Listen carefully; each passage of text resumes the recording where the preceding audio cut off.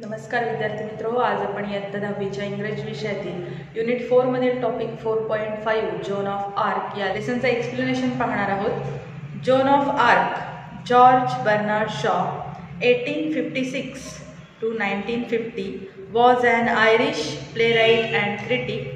He wrote more than 60 plays during his lifetime, including major works such as Man and Superman 1902, Pygmalion 1912 and Saint John 1923. He was the leading dramatist of this time.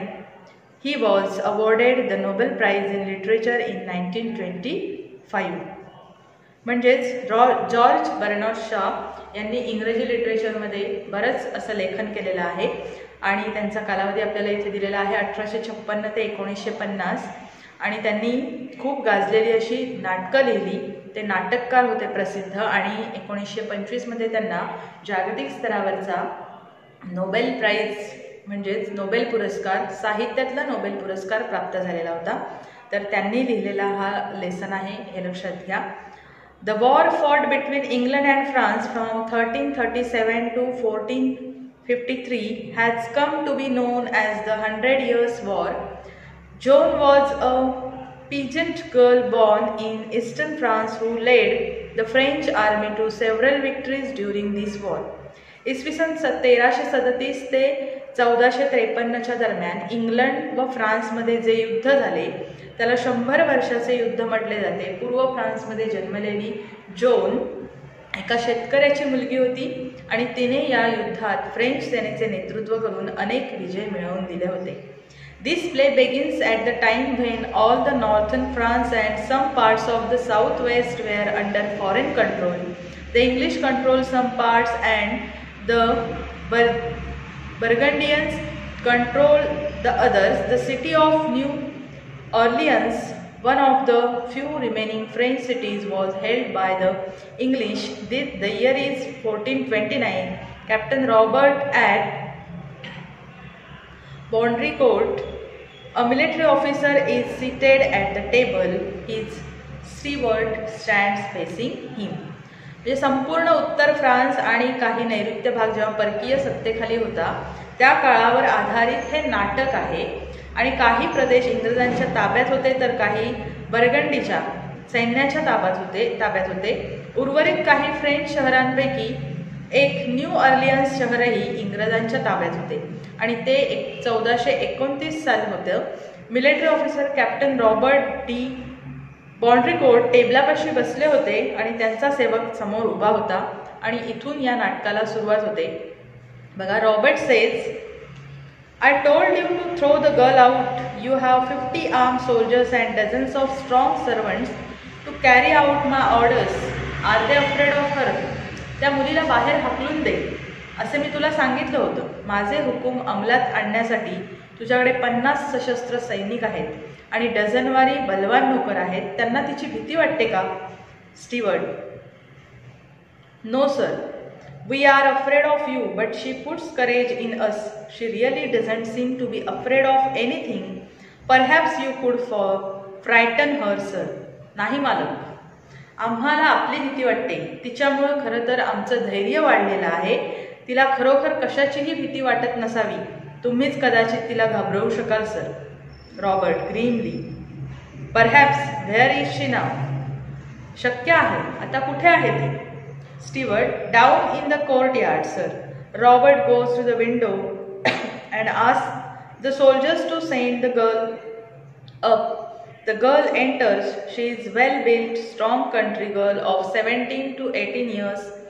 The squire's glare neither frightens her nor stops her. She speaks confidently. Robert खिडकीपाशी जातो आणि त्या मुलीला वर पाठवायला सैनिकांना सांगतो। मुलगी प्रवेश करते। 17 ते 18 वर्षाची मुलगी आहे। गावाकडची मजबूत बांध्याची ती मुलगी होती। अधिकाऱ्याच्या तीक्ष्ण नजरेची तिला जराही भीती वाटत नव्हती आणि तिचे बोलणेही थांबत नाही, इतक्या आत्मविश्वासाने ती बोलत होती। Joan, good morning, Captain Square. You are to give me a horse and armor and some soldiers and send me to the Dauphin. Good morning म्हणजे सुप्रभात किंवा शुभ सकाळ कप्तान साहेब. आता मला एक घोडा आणि एक चिलखत आणि काही सैनिक देणार आहात आणि मला डॉल्फिनकडे पाठवणार आहात। Robert, this girl is mad, why didn't you tell me so you blockhead. ही मुलगी वेडी आहे, हे तू मला का नाही सांगितलंस मूर्ख माणसा. स्टीवर्ट, सर डू नॉट अँगर her, give her what she wants. त्यावर स्टीवर्ट म्हणतो, स्टीवर्ट मीन्स नोकर, तिच्यावर रागवू नका सर, तिला जे हवे आहे ते कृपया तिला द्या. Robert sed, I shall send you back to your father with orders to put you under lock and key. मी तुला तुझ्या वडिलांकडे परत पाठवून कुलपात कोंडून ठेवण्याचा हुकूम देणार आहे. John, you think you will swear, but I won't happen that way. You said you would not see me, but here I am. तेव्हा ती मुलगी म्हणते, जॉन, त्या मुलीचं नाव जॉन आहे, तुम्ही असे करू शकाल असं तुम्हाला वाटत असले तरी तसे होणार नाही सर. मला भेटणार नाही असे तुम्ही म्हणाला होतात, पण मी इथे तुमच्या समोर उभी आहे. Robert, so you are assuming that I will give you what you want. म्हणजे तुला जे हवे आहे ते मी तुला देईन असं तू गृहीत धरलेला आहेस का. John said, yes sir. Continues busily. A horse will cost 16 francs. It is a big amount of money, but I can save it on the armor. I don't need beautiful armor made to my measure. I can find a soldier's armor that will fit me well enough. I shall not want many soldiers. The Dauphin will give me all I need to free Orleans. हो, square. एका घोड्याची किंमत 16 francs असते. ही खूप मोठी रक्कम आहे, पण मी ती चिलखतासाठी शिल्लक ठेवीन. मला माझ्या मापाचे सुंदर चिलखत नको आहे. एखाद्या सैनिकाचे ठीकठाक बसेल असे चिलखत मी शोधून घेईन, आणि मला जास्त सैनिकही नको आहेत. ऑर्लियन्स शहर मुक्त करण्यासाठी जे काही लागेल ते डॉफिन मला देतील. रॉबर्ट, टू फ्री ऑर्लियन्स शहर मुक्त करण्यासाठी. John said, yes square. 3 men will be enough for you to send with me. Polly and Jack have promised to come with me. ती काय म्हणते त्यावर, होय स्क्वायर. फक्त 3 माणसे दिलेत तरी पुरेसे आहेत, आणि ती 3 माणसं कोण आहेत तर पॉली आणि जॅक यांनी मला माझ्यासोबत येण्याचे वचन दिलेले आहे. Robert, you mean monsieur de Poulengey. Robert, म्हणजे पॉलिनजी महाशयांविषयी खरं आहे तर. John said, yes squire. Jack will come willingly. He is a very kind gentleman and gives me money to give to the poor. I think John Godsave will come and Dick the Archer and their servants. John of Honecourt and Julian. There will be no trouble for you, squire. I have arranged it all. You have only to give the order. होय, jack महाशय स्वतः येणार आहेत. ते अतिशय दयाळू आणि सभ्य गृहस्थ आहेत. गरिबांना देण्यासाठी ते आर्थिक मदतही मला करतात. जॉन गॉडसेव येतील असं मला वाटतं. तसेच तिरंदाज डिक आणि त्यांचे सेवक होनकोर्टचे जॉन व जुलियन हे सुद्धा येतील असा माझा अंदाज आहे. श्रीमान, तुम्हाला कोणताही त्रास होणार नाही. ही सर्व व्यवस्था केलेली आहे. तुम्हाला फक्त आज्ञा द्यायची आहे. Is this true about monsieur दी पॉलिंजी. म्हणजे पॉलिंजी महाशयांविषयी तू जे बोलतेस ते खरं आहे का. Steward, yes sir. And about monsieur de Metz too. They both want to go with her. त्यावरती तो स्टीवर्ट म्हणजे नोकर म्हणतो, हो सर. मेट्स महाशयांविषयी देखील ते दोघे तिच्याबरोबर जाऊ इच्छितात. Robert said, goes to the window and shouts into the courtyard, send Monsieur the Polingi to me, will you? He turns to John, get out and wait in the yard. खिडकीपाशी जाऊन अंगणाच्या दिशेने मोठ्याने बोलत पॉलिंजी महाशयांना माझ्याकडे पाठवा असा आदेश देतात, आणि जॉनकडे वळून तिला जा, बाहेरच्या अंगणात थांब असा आदेश देतात. John, smiling brightly at him, right squire. She goes out. John पण त्यांच्याकडे बघून हसते आणि ठीक आहे सर असं म्हणत ती बाहेर जाते. Robert said to the steward, go with her, stay within call and keep your eye on her. I shall have her up here again. The steward retreats hastily. Berton The Pollenji, a French guard, enters, salutes and stands waiting. Robert नोकराला उद्देशून म्हणतात, तिच्यासोबत जा, माझ्या हाकेच्या अंतरावर थांब आणि तिच्यावर लक्ष ठेव, मी तिला पुन्हा वर बोलवणार आहे. नोकर घाईने निघतो. फ्रेंच सुरक्षा रक्षक बुट्रॉन दी पॉलिंजी प्रवेश करतो आणि सलाम करून उभा राहतो. Robert sed, She says you, Jack and Dick have offered to go with her. What for? Do you take her crazy idea of going to the Dauphin seriously? तू जॅक आणि डिक तिच्यासोबत जाण्यास तयार आहात असे ती म्हणते. कशासाठी? डॉल्फिनकडे जाण्याची तिची विचित्र कल्पना तुम्ही गांभीर्याने घेतली आहे का? पॉलिंजी, There is something about her, it may be worth trying. पॉलिंजी सावकाशपणे म्हणतो की ती म्हणते त्यात काहीतरी तथ्य आहे, प्रयत्न करून पाहायला काहीही हरकत नाही. Robert, oh come on Polly, you must be out of your mind. हे तू काय बोलतोयस पॉली, तुला वेड लागला आहे का? Poulengey, unmoved, what is wrong with it? The dolphin is in Chinon like a rat in a corner. Expect that he won't fight. The English will take Orleans, he will not be able to stop them. पॉलिंजी यावर काय म्हणतो? विचलित न होता त्यात काय चूक आहे? डॉल्फिन म्हणजेच फ्रान्सचा युवराज आहे. बिळातल्या उंदरासारखा शिनॉनमध्ये लपून बसलेला आहे. तो काही लढणार नाही आणि इंग्रज ऑर्लियन्स घेणारच. तो त्यांना थांबवू शकणार नाही. Robert said, he beat the English the year before last at Montargis. I was with him. त्यावर रॉबर्ट म्हणतो, गेल्या वर्षीच्या अर्ध्या वर्षी आपण मोंटिजेसमध्ये त्याने इंग्रजांचा पाडाव केला होता. मी तेव्हा त्याच्याबरोबर होतो.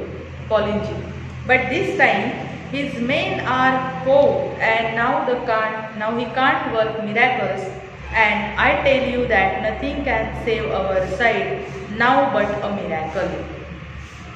यावर पॉलिंजी म्हणतात, पण ही माणसे आता घाबरलेली आहेत आणि तो चमत्कार घडवू शकत नाही.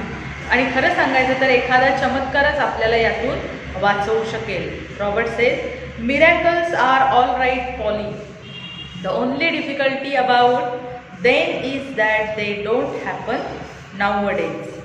चमत्कारांचं ठीक आहे पॉली, पण समस्या ही आहे की आजकाल तेही घडताना दिसत नाही. Poulengey, I used to think so. I am not so sure now. There is something about her. I think the girl herself is a bit of a miracle. Anyhow, this is our last chance. Let's see what she can do. मलाही असं वाटत होतं, पण आत्ता तसं वाटत नाही. तिच्यामध्ये काहीतरी असामान्य आहे. ती मुलगी काहीतरी करू शकते. ती मुलगी स्वतः एक चमत्कार आहे असं वाटतं. आणि काहीही असलं तरी ही आपल्याकडची शेवटची संधी आहे. ती काय करू शकते हे तरी आपण बघू शकतो. Robert said, you really think that? तुला खरंच तसं वाटतं? Poulengey turning, is there anything else left for us to think? Let's take a chance. Her words have put fire into me. वळून पाहत वाटण्यासारखे आपल्याकडे दुसरे काही शिल्लक राहिले आहे का? एक संधी घेऊन बघूया. तिच्या शब्दांनी माझ्यामध्ये द्वेष निर्माण केला आहे आणि मी पेटून उठलो आहे युद्ध करण्यासाठी. Robert, giving a view, you are as mad as she is. आणि रॉबर्ट काय म्हणतो, ठीक आहे, तू देखील तिच्यासारखाच बहुतेक वेडा झालेला आहेस. Poulengey obstinately, we want a few mad people now. See where the same ones have landed us. आता आम्हाला आणखी थोड्या वेड्या माणसांची गरज आहे. शहाण्या समजल्या जाणाऱ्या माणसांनी आपल्याला कोणत्या परिस्थितीत आणून ठेवले आहे हे आपण पाहतच आहोत. I feel like a fool still if you feel sure. मला मूर्ख असल्यासारखे वाटत आहे, तरीही तुला खात्री असेल तर. I feel sure enough to take her to Chinon unless you stop me. तिला शिनॉनला घेऊन जाण्यासाठी मी ठाम आहे, अर्थात तुम्ही विरोध केला नाहीत तर. Robert said, do you think I ought to have another talk with her? Robert म्हणतात, मी तिच्याशी आणखी एकदा बोललं पाहिजे का? Poulengey going to the window, yes John come up. Poulengey खिडकीपाशी जातात आणि म्हणतात, हो जॉन वरती. Poulengey gravely, be seated Joan. Poulengey गंभीरपणे म्हणतात, जोन बस. Robert, what is your name? तुझं नाव काय आहे? Joan said, they always call me Jenny in Laurene. Here in France I am Joan. The soldiers call me the maid. लॉरेनमध्ये मला Jenny म्हणत असत, इथे फ्रान्समध्ये मी जोन आहे आणि सैनिक मला मेड म्हणजेच मदतनीस असं म्हणतात. Robert said, how old are you? तुझं वय काय? Joan, 70. So they tell me it might be 19. I don't remember. 17. त्यांनी सांगितल्याप्रमाणे. कदाचित 19ही असू शकेल, नक्की आठवत नाही. Robert sed, I suppose you think raising a says is as easy as chasing a cow out of a मिडो.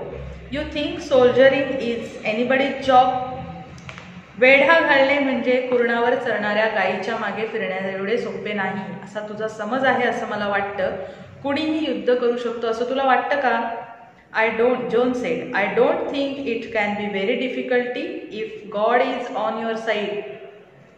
ईश्वराची साथ असेल तर कोणतीही गोष्ट फार कठीण नसते असं मला वाटतं. Robert said, grimly, have you ever seen English soldiers fighting? Have you ever seen them plundering, burning, turning and countryside into desert? Have you heard no tales of their prince who is the devil himself or of the English king's father? इंग्रजी सैन्याला म्हणजे कठोरपणे Robert म्हणतो की इंग्रज सैन्याला लढताना तू कधी पाहिलं आहेस का? लुटमार करताना, जाळपोळ करताना, गावं ओसाड करून टाकताना तू त्यांना कधी पाहिलंयस का? त्यांच्या क्रूर राजपुत्राचा किंवा इंग्रज राजाच्या पित्याच्या कहाण्या ऐकल्या नाहीयेस का? Joan said, you do not understand, squire. Our soldiers are always beaten because they are fighting only to save their skins and the shortest way to save your skin is to run away. But I will teach them all to fight for France. Then they will drive the soldiers before them like sheep. You and Polly will live to see the day when there will not be a single English soldier on the soil of France. तुमच्या लक्षात येत नाहीये square. आपले सैनिक आजपर्यंत पराभूत झाले कारण ते केवळ स्वतःची कातडी वाचवण्यासाठी लढत आलेले आहेत आणि स्वतःला वाचवण्याचा सर्वात सोपा उपाय म्हणजे पळून जाणे. पण मी त्यांना फ्रान्सचे रक्षण करायला शिकवणार आहे. मग ते सैनिकांना आपल्या पुढे मेंढरासारखे हाकतील. फ्रान्सच्या भूमीवर एकही इंग्रजी सैनिक एक दिवस असा येईल की नसतील आणि तुम्ही आणि पॉली तो दिवस नक्की पाहाल. Robert said to Poulengey, this may all be nonsense Polly, but the troops might just be inspired by it, though nothing that we say seems to put away fire into them. Even the dolphin might believe it, and if she can put some fire into him, she can put it into anybody. पॉलिनजीला उद्देशून Robert म्हणतो, हे सर्व निरर्थक असू शकेल poly, पण आपण केलेल्या कोणत्याही प्रयत्नांनी सैनिक पेटून उठले नाहीत. कदाचित याने ते प्रेरित होतील. अगदी डॉल्फिनचाही यावर विश्वास बसू शकेल आणि तिने जर त्याच्यात लढाऊ वृत्ती जागृत केली तर ती कुणामध्येही प्रेरणा जागवू शकेल. Robert, turning to Joan, now you listen to me and don't cut in before I have time to think. Your orders are that you are to go to Chinon under the escort of this gentleman and there 3 of his friends. जोनकडे वळून बघत Robert पुन्हा एकदा म्हणतो, आता माझा नीट ऐक आणि मला विचार करायला वेळ मिळेपर्यंत मध्येच अडथळा आणू नकोस. हे गृहस्थ आणि त्यांचे 3 मित्र यांच्या संरक्षणाखाली तुला शिनॉनला जायचे आहे अशी आज्ञा मी तुला देत आहे. Joan, radiant clasping her hands, oh thank you squire. उल्लसित होऊन आणि हस्तांदोलन करत मी खूप आभारी आहे स्क्वायर असे ती आभार मानते रॉबर्टचे. Poulengey, how is she to get into the royal presence? तिला राजदरबारी प्रवेश कसा मिळवता येईल? Robert, I don't know how did she get into my presence. I will send her to Chinon and she can say I sent her. Then let come what may, I can do no more. ते मला माहीत नाही, ती इथे माझ्यासमोर कशी आली, मी तिला शिनॉनला पाठवले आहे असे ती सांगू शकते. त्यानंतर जे काही व्हायचे आहे ते होईल, त्याहून अधिक काही मी करू शकत नाही. John said. And the dress I may have a soldier's dress squire. आणि पोशाख, मला सैनिकाचा पोशाख घालावा लागेल squire. Robert. Take what you please, I wash my hands of it. तुला जे हवे असेल ते घे, माझा त्याच्याशी काहीही संबंध नाही. John said. Widely excited by her success. Come Polly, she dashes out. John एकदम जिंकल्याच्या आनंदात होती आणि चला पॉली असं म्हणून ती तिथून निघते. Robert said. शेकिंग पॉलीजी's hand, goodbye old man, I am taking a big chance. Few other men would have done it, but as you say, there is something about her. पॉलिनजीशी हात मिळवत रॉबर्ट म्हणतात, बरं आहे महाशय, मी मोठे धाडस करतो आहे. फारच थोड्या लोकांनी ते केले असेल, पण तुम्ही म्हणालात तसं ते खरं आहे. तिच्यामध्ये निश्चितच काहीतरी आहे.